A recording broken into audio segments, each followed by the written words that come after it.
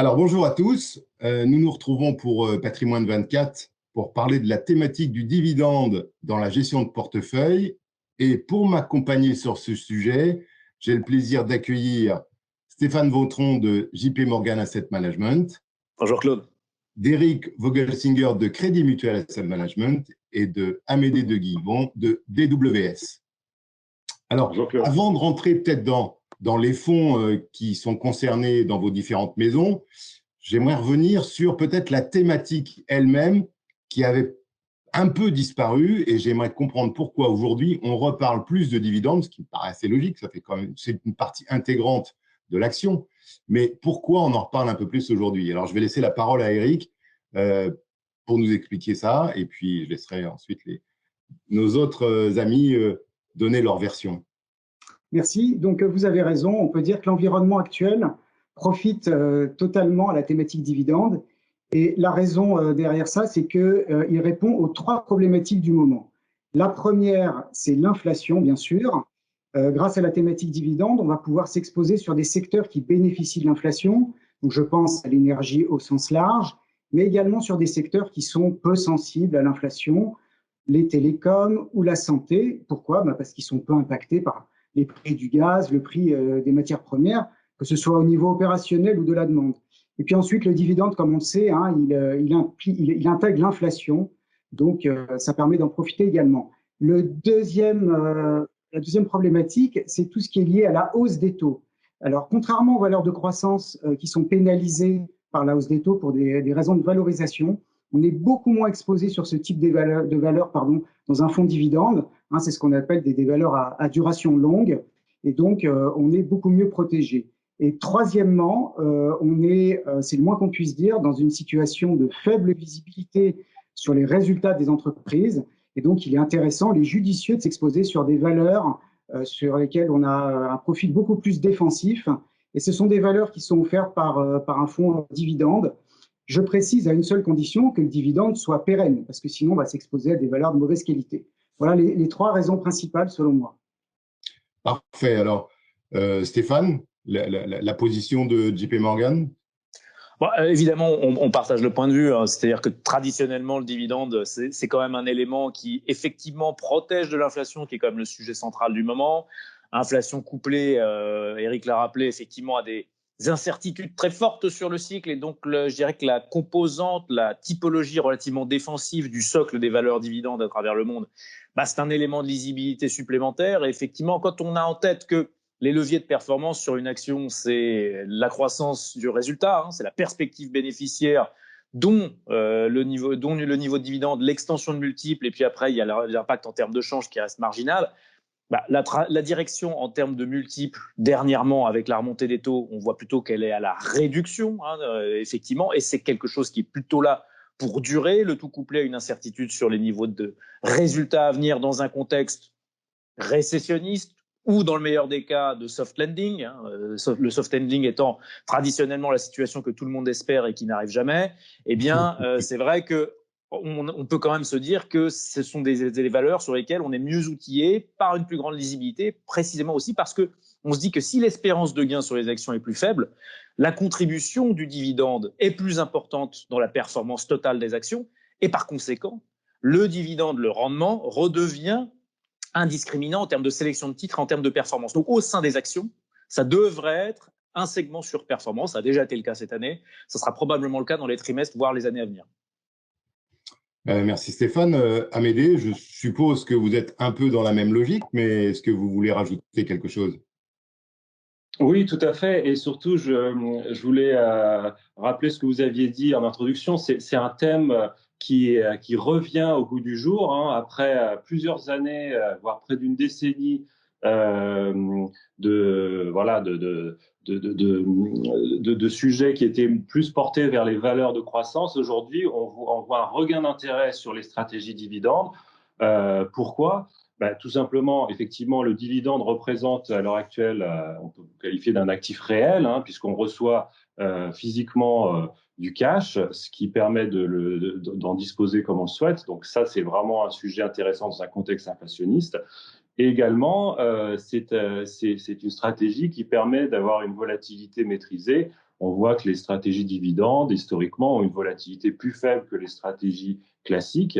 Et c'est vrai qu'aujourd'hui, dans un contexte d'incertitude liée aux différentes crises, crise de l'énergie et la hausse des taux également, une stratégie dividende permet effectivement de se positionner toujours sur le marché action, mais avec un risque moindre.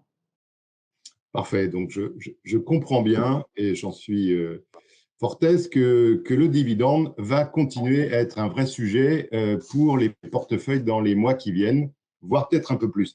Alors maintenant, je voudrais rentrer peut-être dans vos fonds, c'est-à-dire, là, c'est le côté pratique. Qu'est-ce que vous proposez aux investisseurs, chacun d'entre vous? Et est-ce que vous pouvez nous parler de vos fonds ou des fonds qui traitent cette thématique?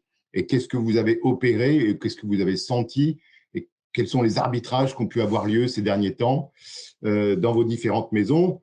Je vais laisser la parole à Eric, qui a une vraie antériorité, je crois, sur cette thématique. Alors, le micro, Eric. Oui, on y est. Voilà. Le fonds en question chez Crédit Mutuel Asset Management, que je gère donc depuis sa création en 2010, c'est CMAM Europe Dividende. Donc, pour faire simple, le profil des valeurs qui est recherché dans ce fonds, c'est des valeurs qui versent ce qu'on appelle un dividende de qualité. Pourquoi? Parce qu'on part du postulat que le niveau du dividende versé par une entreprise, donc en fait le montant en euros, c'est ça qui traduit la confiance de la société dans l'avenir. Et donc, nous, on va rechercher le meilleur moyen de se positionner sur des sociétés qui versent un dividende stable ou en hausse année après année. Et donc, pour y parvenir, on a un process de sélection des valeurs, qualitatif et quantitatif. Et donc, on va vérifier 3 paramètres. Le premier, c'est la régularité du dividende.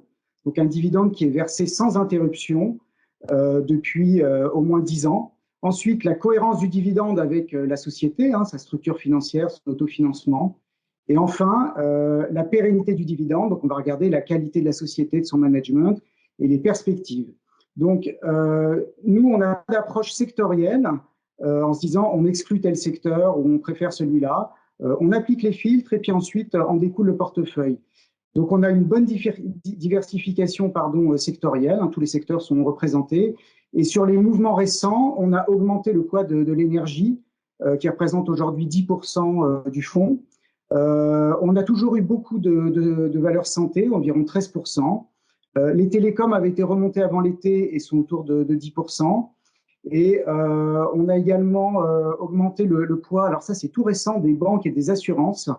Les assurances ont toujours été bien représentées. Alors là, c'est vraiment pour jouer la remontée rapide, importante, significative des taux d'intérêt. Donc sur les banques, on va plutôt aller sur des profils de banques à taux variable, donc type BBVA en Espagne. Et par contre, sur les assureurs, c'est plus général, puisqu'elles vont toutes bénéficier d'un résultat financier qui sera meilleur. Voilà à peu près. En termes de valeur, on a investi sur Repsol pour jouer la forte amélioration du raffinage. On a du Edenred aussi qui profite de la hausse des taux et de l'inflation. KPN dans les télécoms pour illustrer. Et puis BBVA et également Zurich Insurance qui a un profil très intéressant. Alors, vous, je crois que vous êtes plus Europe. Vous l'avez peut-être dit au début, je me souviens plus. Europe, donc pas uniquement zone euro, également la Suisse, le UK et la Norvège. Très bien. Merci Eric pour ce panorama sur votre fonds. Là, je vais laisser la parole à Amédée pour parler de son fonds et de nous nommer. Oui, bien sûr. Donc, nous proposons notre fonds DWS Invest Top Dividende. C'est un fonds qui a été lancé en avril 2003, qui a un encours aujourd'hui d'un peu plus de 3 milliards d'euros.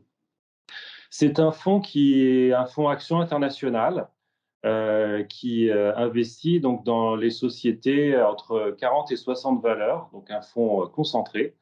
Et dont le processus d'investissement est en 2 étapes.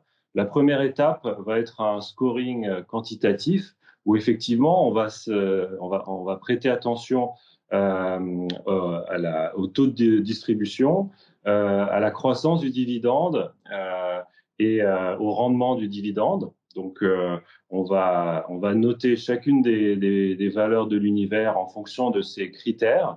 Et on va réduire l'univers investissable d'à peu près de 2000 valeurs à peu près 200 valeurs grâce à ce travail quantitatif.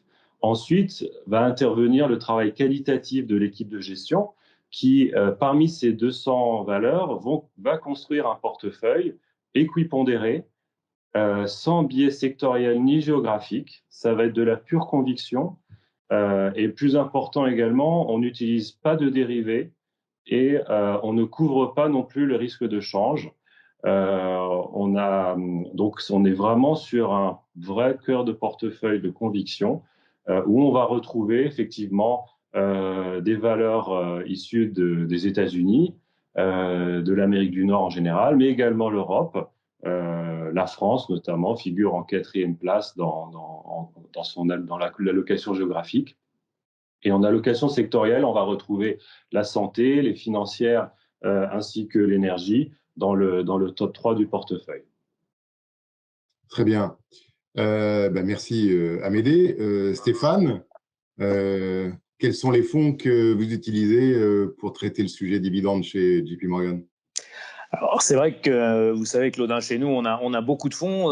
D'aucuns diraient peut-être trop. C'est vrai que dans l'approche que nous allons retenir sur le dividende et le rendement en règle générale, je dirais qu'il y a 2 étages que je souhaiterais retenir au sein de ces nombreux fonds.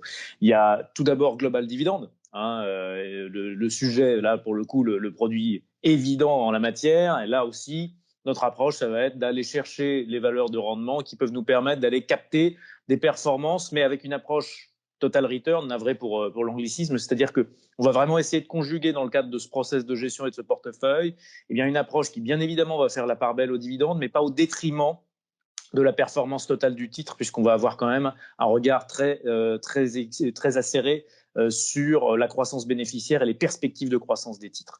Et donc, c'est ce process combiné qui a permis au fonds de bien naviguer dans des périodes beaucoup plus compliquées pour le thème. On peut penser justement au cycle précédent, c'est-à-dire qu'effectivement, c'est un thème qui se porte bien, on l'a rappelé, depuis plus de 18 mois. En revanche, historiquement, l'assimilation parfois plus cyclique, plus value de ce thème lui a porté préjudice.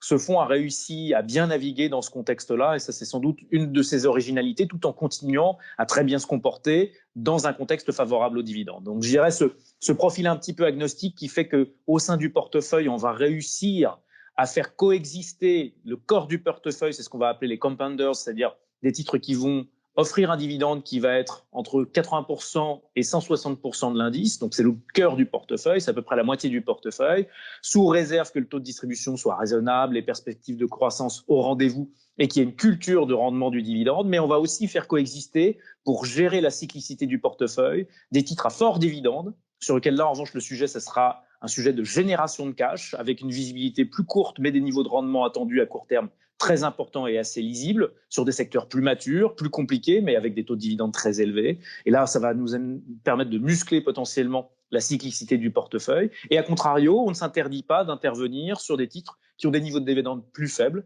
mais sur lesquels, en revanche, les taux de distribution sont extrêmement faibles. Et on a un dialogue avec l'équipe de management qui nous permet d'estimer que la maturité du titre augmente, le profil de croissance est peut-être en légère décélération, et donc on va avoir un changement de statut qui va nous amener à une augmentation du taux de distribution et une augmentation forte du dividende. Et on peut retrouver à ce titre des valeurs de croissance assez fortes, des titres comme TSMC qui existent dans le portefeuille, qui ont été des contributeurs forts, qui n'offrent que petit 2% de rendement, ce qui est en dessous de la moyenne des 2,5 du MSCI World, mais pour autant qui nous permet d'estimer que dans les années à venir, ça sera une valeur assez active de ce point de vue-là. Donc, le fait de pouvoir naviguer entre ces 3 sous-catégories a permis au fond de très bien se comporter ces dernières années. Et puis, c'est vrai que je conclurai aussi en remettant en avant un fonds que l'on connaît bien chez JP Morgan, qui s'appelle Global Income, qui lui est en revanche un fonds qui intervient sur toutes les classes d'actifs, parce que peut se poser légitimement la question aujourd'hui avec la remontée des taux, de décliner cette approche du rendement au-delà des actions traditionnelles, là aussi partout dans le monde, mais sur toutes les classes d'actifs, et y compris sur des titres hybrides qui peuvent bien se comporter dans cet environnement. On peut penser aux actions préférentielles, à une partie du gisement des convertibles, et aujourd'hui même, ou à yield, je citerai juste un chiffre, parce que le but, c'est pas de faire une avalanche, mais aujourd'hui, le gisement à yield aux États-Unis, toute maturité confondue, c'est à peu près 8% de rendement à l'heure actuelle. Je rappellerai simplement que la performance annualisée du S&P 500 depuis le début de la décennie 2000, c'est 6%. Et je cite pudiquement la performance annualisée sur cette période du S&P 500, puisque si je citais celle des indices européens, on serait en territoire négatif, même en dividendes réinvestis. Donc, je pense que c'est un élément à avoir en tête. Aujourd'hui, on est sur des niveaux qui peuvent nous permettre d'introduire peut-être un peu de taux, parce que les niveaux de rendement le permettent, notamment dans un contexte moins lisible et plus incertain. Très bien. Écoutez, je crois qu'on a cerné le sujet à la fois sur le fond et sur le côté pratique. Merci pour toutes ces explications. Et puis, on va suivre avec intérêt l'évolution à la fois du contexte, qui est quand même très difficile, et l'évolution de vos fonds. Donc, messieurs, à bientôt. Merci.